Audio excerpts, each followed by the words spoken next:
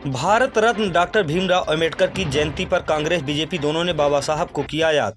कांग्रेस और बीजेपी दोनों ने बाबा साहब को याद करते हुए एक दूसरे पर आरोप लगाए हैं। खबर मध्य प्रदेश के सीधी जिले से है, जहां संविधान निर्माता डॉक्टर भीमराव अंबेडकर की जन्म जयंती पर जहां भारतीय राष्ट्रीय कांग्रेस मध्य प्रदेश के पूर्व प्रतिपक्ष नेता पूर्व मंत्री अजय सिंह राहुल ने चुरहट और सीधी में डॉक्टर बाबा साहब अंबेडकर को याद किया है। उनके प्रतिमा पर माल्यार्पण अर्पित किया है। कार्यक्रम में शामिल अजय सिंह ने कहा कि देश में आज जो विचारधारा थोपी जा रही है वह अंबेडकर के बनाए रास्ते से अलग है। भारत रत्न अंबेडकर ऐसा भारत चाहते थे जहां ऊंच नीच की भावना से हटकर सभी को बराबरी का दर्जा मिले, कोई गैर बराबरी ना हो। कांग्रेस ने हमेशा अपने सरकारों में देश के प्रत्येक नागरिक को बराबरी का अधिकार देने में अपनी अहम भूमिका निभाई। दुर्भाग्य है सीधी का आज की परिस्थिति में विचारधारा में गैर बराबरी और भेदभाव। यह विचार श्री अजय सिंह ने एक कार्यक्रम में शामिल होकर व्यक्त कर रहे थे। अब बात करते हैं डबल इंजन की सरकार बीजेपी की, जहां सीधी में बीजेपी के नेताओं ने किस तरह कांग्रेस के ऊपर तंज कसा है। सीधी बीजेपी के जिलाध्यक्ष इंद्रशरण सिंह चौहान की अगुवाई में बिंद क्षेत्र के सीधी विधानसभा के 4 बार से विधायक रहे कद्दावर नेता पंडित केदारनाथ शुक्ल, डॉक्टर राजेश मिश्र, के तिवारी, पूर्व जिलाध्यक्ष अभियान के प्रभारी डॉक्टर देवेंद्र त्रिपाठी की विशेष उपस्थिति में डॉक्टर बाबा साहब अंबेडकर की जयंती पर स्थानीय कलेक्ट्रेट चौक पर स्थित अंबेडकर जी की प्रतिमा पर माल्यार्पण अर्पित कर नमन किया।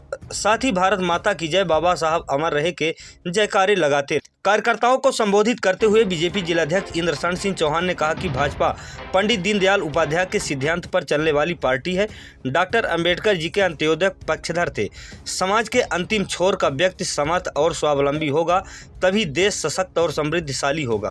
सीधी विधायक पंडित केदारनाथ शुक्ल ने भाजपा के संस्थापक सदस्य श्यामा प्रसाद मुखर्जी और डॉक्टर भीमराव अंबेडकर सरकार में केंद्रीय मंत्री थे, किंतु नेहरू और कांग्रेस की गलत नीतियों के कारण एक साथ त्यागपत्र दिया है और भारत माता की सेवा में लग गए। सामाजिक समरसता का भाव डॉक्टर साहब का सपना, जिसे हमारी सरकार और पार्टी पूरा कर रही है।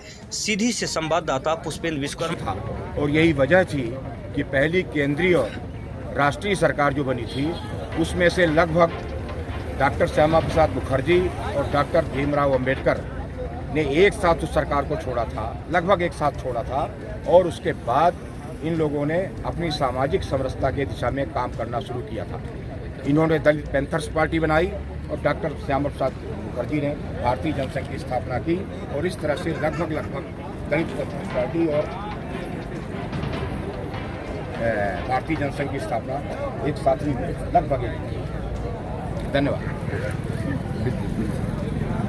आज प्रदेश की सरकार कार्रवाइयाँ कर रही है और बाबा साहब का जो संविधान है उसमें कितनी समानता है, क्या फर्क है? मध्य प्रदेश की सरकार पूर्ण रूप से तानाशाही रवैया अपनाए हुई है, बिना कोई कानूनी कार्रवाई किए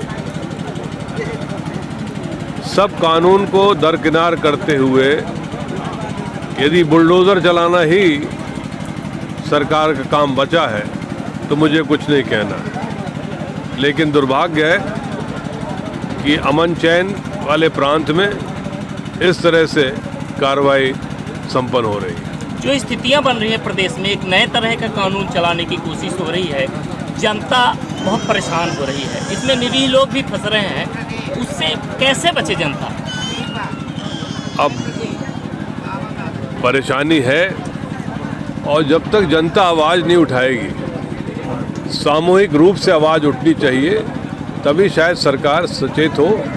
क्योंकि यदि चुपचाप हम लोग झेलते रहेंगे तो और बर्बरता के साथ काम होगा।